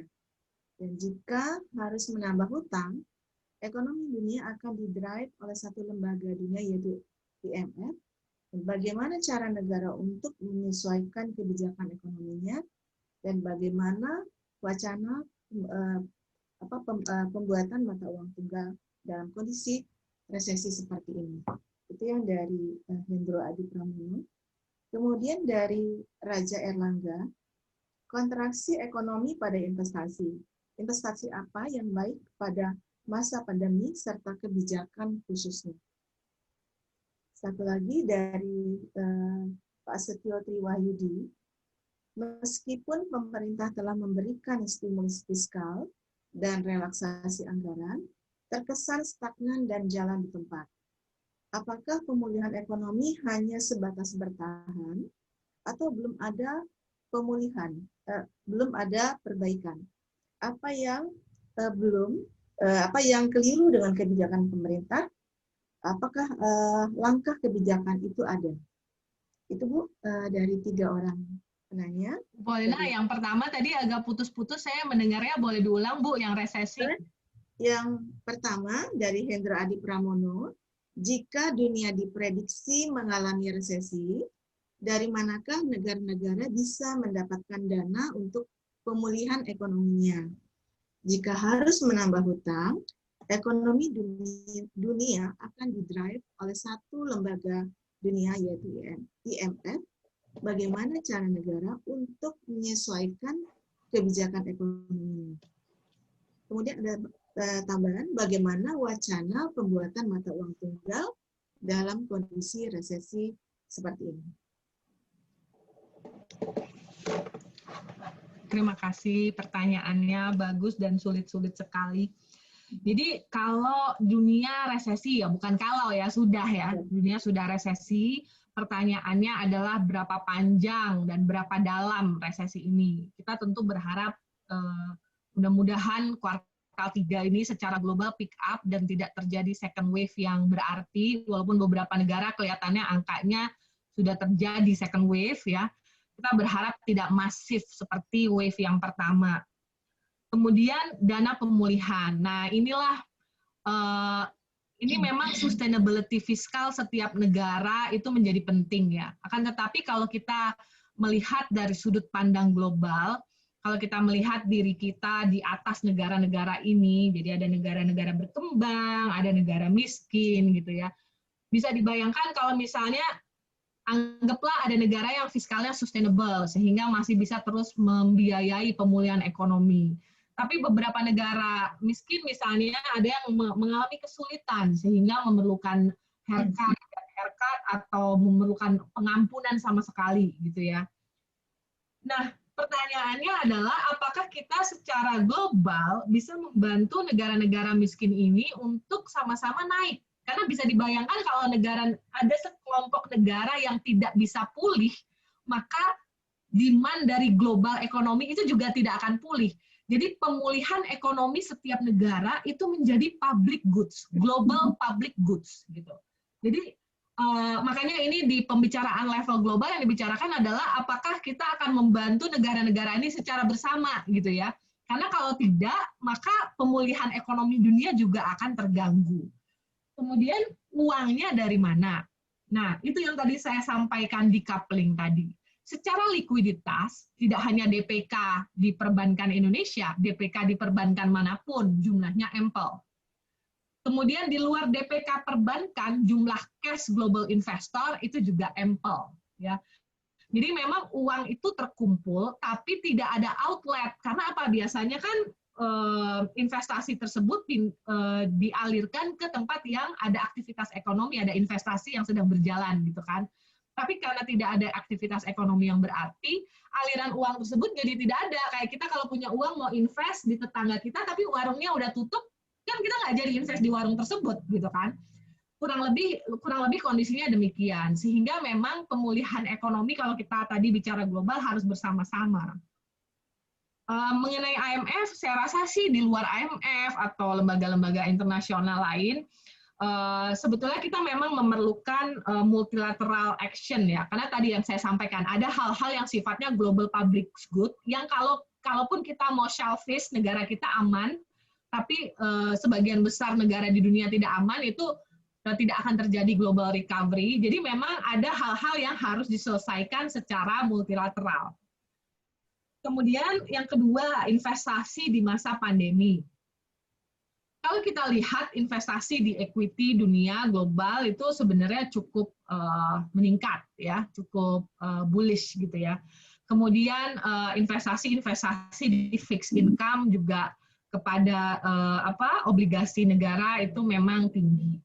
Tapi kalau kita membandingkan investasi ke sektor, misalnya kita taruh uang kita di deposito sama kita beli government bond, kita beli ori misalnya, tentu dampaknya ke perekonomian lebih tinggi pada saat ini ya, terlepas dari return yang kita dapatkan, tentu lebih tinggi lewat ori. Karena pemerintah adalah satu-satunya yang masih bisa melakukan aktivitas ekonomi terus-menerus. Justru pas ekonomi lagi turun, yang dilakukan fiskal itu kan counter cyclical.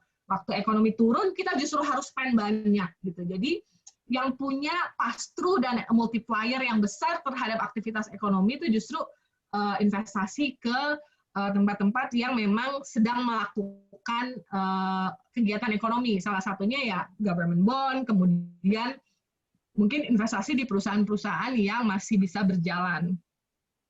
Dari sisi kebijakan, tentu pemerintah tahun ini, yang ketiga ya, langsung saya sambung aja. Yang kedua tadi juga tanya soal kebijakan apa yang baik. Tapi yang ketiga menanyakan Pak Setio, stimulus terkesan stagnan. Apakah ini bertahan saja? Nah, tergantung bagaimana kita menilainya, Pak. Jadi, persoalannya adalah kita tidak punya counterfactual. Apa yang terjadi kalau stimulus kemarin tidak dikeluarkan oleh pemerintah? Apa yang terjadi kalau fiskal defisit kita tidak dilebarkan di atas 3%? Mungkin pertumbuhan ekonomi kontraksinya lebih dalam dari yang terjadi di kuartal 2, di 5,3% itu. Tapi apakah itu bisa membuat perekonomian menjadi langsung positif? Tentu sangat berat, karena kita lihat sendiri, even negara-negara dengan stimulus yang jumlahnya jumbo, perekonomiannya memang kalau berhenti aktivitasnya, ya memang akan mengalami kontraksi. Yang bisa dilakukan adalah, harusnya kontraksinya dalam, kita bikin kontraksinya medium, gitu levelnya. Itu yang bisa dilakukan pemerintah saat ini. Tapi pada saat perekonomian atau pandemi sudah berakhir, ekonomi pick up, apakah itu tugas pemerintah lagi? Tentu kita mengharapkan enggak. Karena fiscal policy itu counter cyclical ya. Pada saat ekonomi naik, private sector yang lebih banyak bekerja. Pada saat ekonomi turun, maka government expenditure yang akan lebih banyak bekerja. Tentu pada saat ekonomi baik diharapkan investasi swasta, investasi asing maupun dalam negeri juga sudah mulai berjalan dan aktivitas ekonomi sudah mulai baik. Apa yang keliru? Mungkin apa yang bisa diperbaiki? Ya ada banyak sih yang bisa diperbaiki. Selalu setiap kita melakukan segala sesuatu pasti selalu bisa diperbaiki. Oleh karena itu kita memonitor kebijakan kita. Contohnya Perlinsos ya. Kita mulai mengeluarkan sekitar bulan April-Mei. Ya, waktu itu Bank Dunia melakukan survei. Ada berapa banyak sih bottom 40% yang tercover oleh perluasan Perlinsos di masa pandemi ini. Jawaban dari survei adalah 80% dari bottom 40%. Jadi ada 20% dari bottom 40% yang belum dapat. 2 bulan kemudian survei dilakukan lagi. Kita melakukan perbaikan terus-menerus kan? 2 bulan kemudian survei dilakukan lagi, jawabannya sudah improve. Berapa persen sih dari bottom 40% yang mendapatkan perlinsos? Jawabannya sudah 90%. Tentu kalau ditanya apa yang bisa diperbaiki, selalu ada yang bisa diperbaiki. Tapi yang kami lakukan adalah selalu melakukan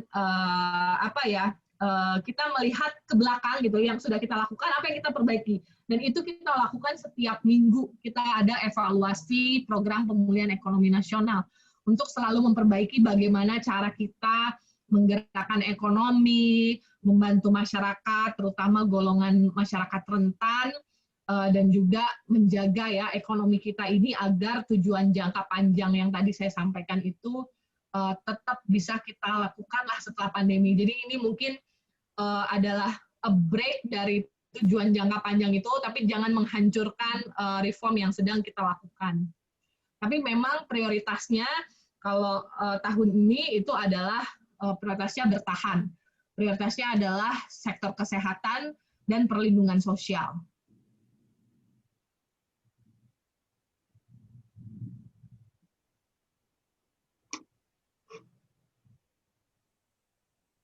Halo Ibu. Ya. Ibu, apakah masih berkenan 2 pertanyaan lagi atau sudah cukup? Boleh? Oke, baik Bu. 2 lagi saya ini terakhir. Yang pertama dari Gilang Adiwijaya. Saudara Gilang menanyakan second wave. Bagaimana kalau terjadi second wave, skenario dan pengelolaan keuangan negara, terutama yang berkaitan dengan UMKM. Kemudian dari Muana Naya, bagaimana efektivitas pengeluaran pemerintah yang ada di daerah? Itu saja pertanyaan yang ada di mana, Bu? Yang ada di daerah, Bu. Oh, daerah. Pengelolaan uang negara yang ada di daerah.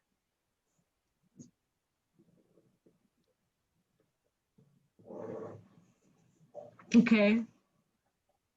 Bagaimana pengelolaan keuangan negara jika terjadi second wave? Mudah-mudahan tidak terjadi, tapi tentu apapun resiko yang kita hadapi ke depan, keuangan negara itu harus merespon ya. Respon pertama yang perlu dilakukan keuangan negara itu adalah memastikan bahwa tidak terjadi budget constraint yang restriktif sekali sehingga menghambat proses pemulihan.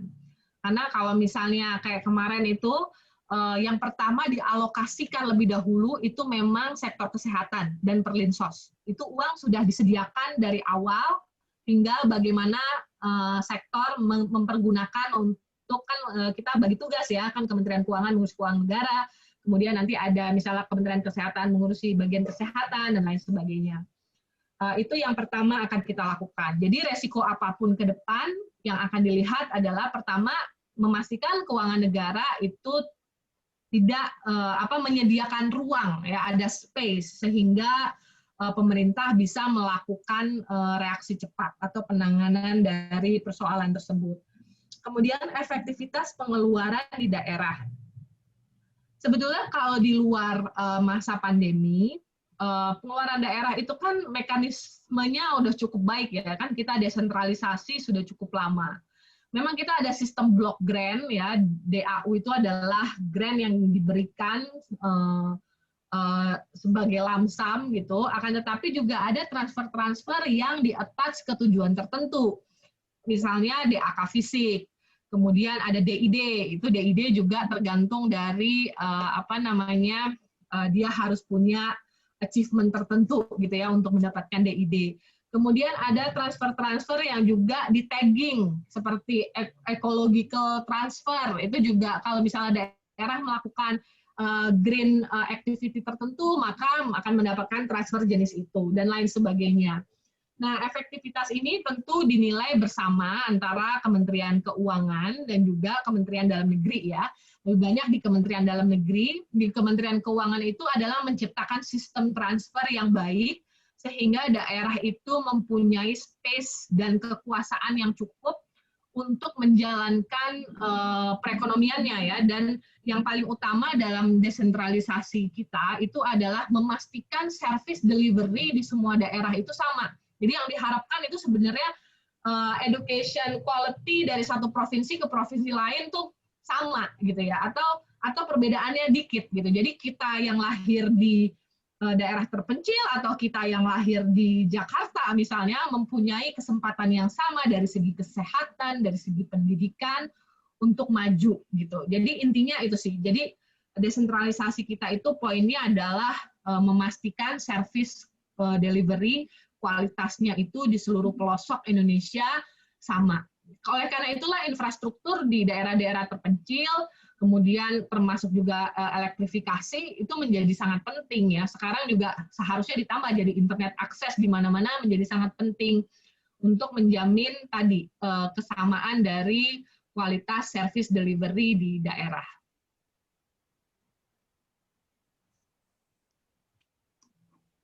Baik, Ibu.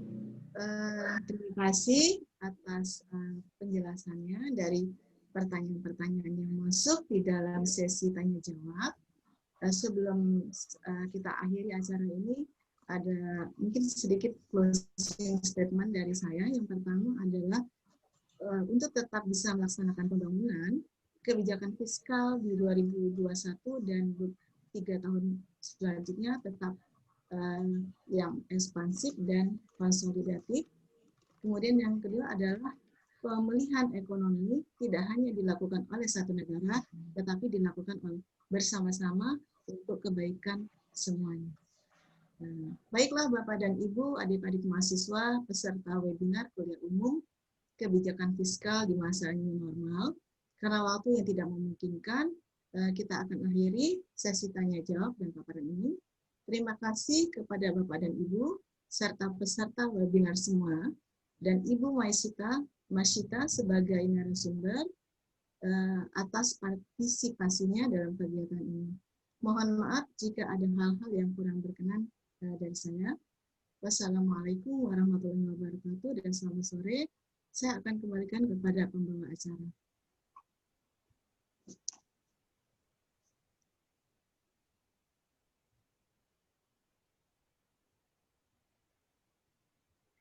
Terima kasih kepada Ibu Dr. Paulina Harun, SEMSI. Pemberian plakat. Pemberian plakat secara virtual sebagai tanda terima kasih kepada pembicara dari Indonesia Banking School.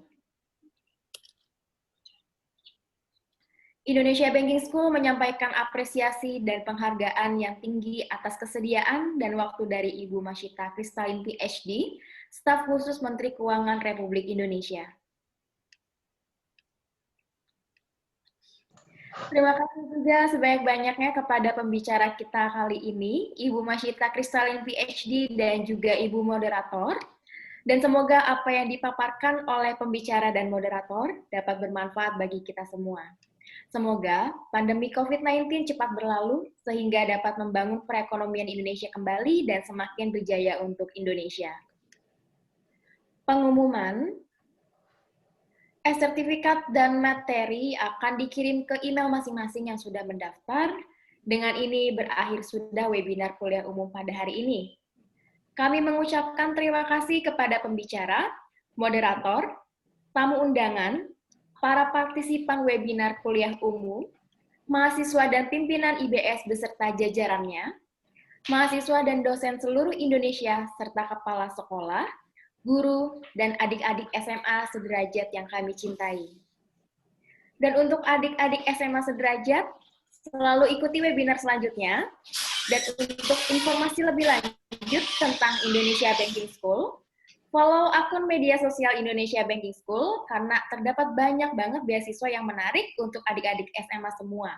Saya Yasin Dianaba, mahasiswa manajemen Indonesia Banking School, selaku pembawa acara pamit undur diri. Wassalamualaikum warahmatullahi wabarakatuh.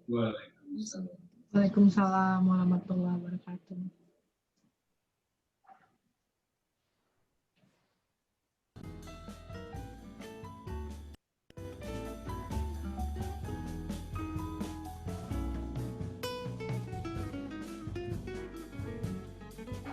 Terima kasih. Terima kasih Bu Masyita. Terima kasih Bu Masyita. Iya, terima kasih Ibu. Semoga membantu ya Bu. Bagus sekali. Terima kasih. Selamat sore. Assalamualaikum. Waalaikumsalam. Waalaikumsalam.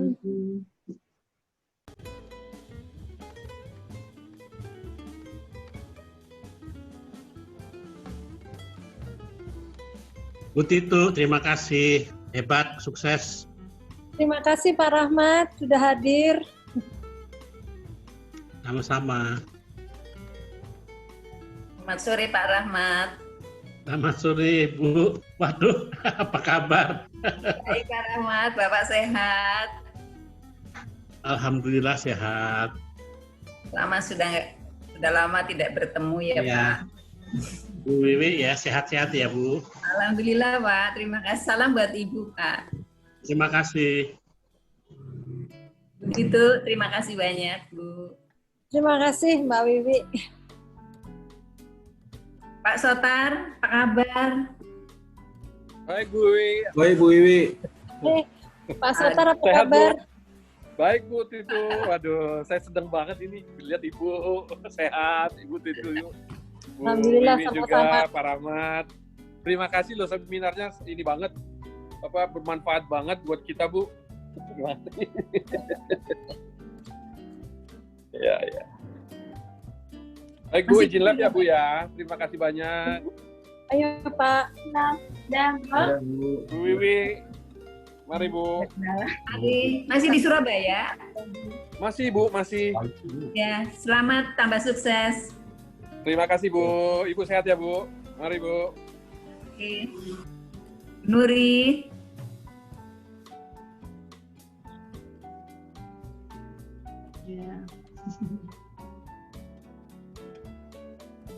Wiwi, apa kabar? Bu Wiwi Idawati. Baik Bu Wiwi, alhamdulillah sehat Bu Wiwi. Agak pangling Bu Wiwi, udah pakai kerudung. Bu Wiwi. Wiwi, makasih. Ya, makasih Bu Termohon, Wiwi Wiwi. atas kehadirannya. Tambah sukses. Ya. Pamit Bu Titu, Ya, Bu Nuri. ya. Bu Ya, Wiwi. makasih Bu Terima Wiwi. kasih Bu Nuri. Terima kasih Bu Titu. Terima kasih semuanya. Ya Bu.